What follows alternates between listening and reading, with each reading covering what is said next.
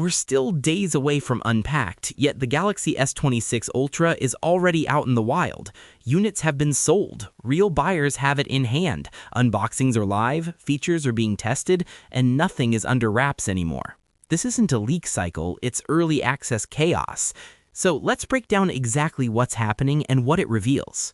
Affiliate managed to purchase the device ahead of launch and went hands-on with everything. No teaser clips, no blurry photos. A full look at the phone operating in real conditions.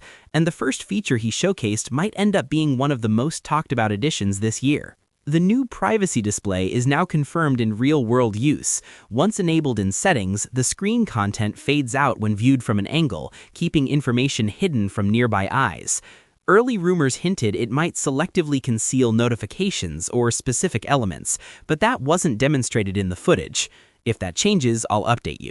Then there's the S Pen. Samsung subtly adjusted its shape to better follow the Ultra's curved frame. Most of us assumed the redesign would prevent incorrect insertion. That assumption? Wrong. It can still be inserted the opposite way. It works, technically, but it sticks out awkwardly, and it's definitely not how it's meant to sit. A lot of you have also asked about Bluetooth functionality. Based on the hands-on video, Bluetooth is not present on this S Pen. It's clearly non-operational in that regard. Considering Samsung has gradually removed Bluetooth features from recent devices, including tablets, this confirms the shift is permanent. The S26 Ultra was also placed side by side with competitors like the iPhone 17 Pro Max and last year's S25 Ultra.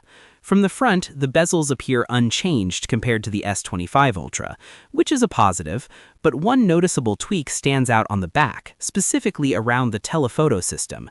The 5x telephoto lens now appears more rounded in design.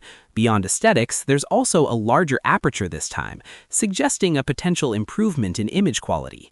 Interestingly, that upgrade isn't heavily emphasized in Samsung's official material, which makes it even more intriguing.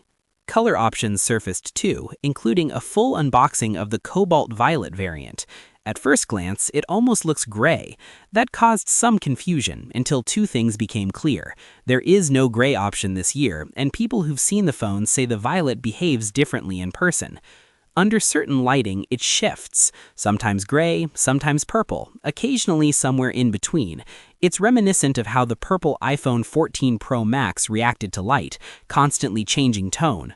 The box itself, however, doesn't spark that same reaction. It feels very familiar. The packaging looks nearly identical to previous generations, similar even to the Fold 7 styling, just with the S26 Ultra silhouette. Minimal change there.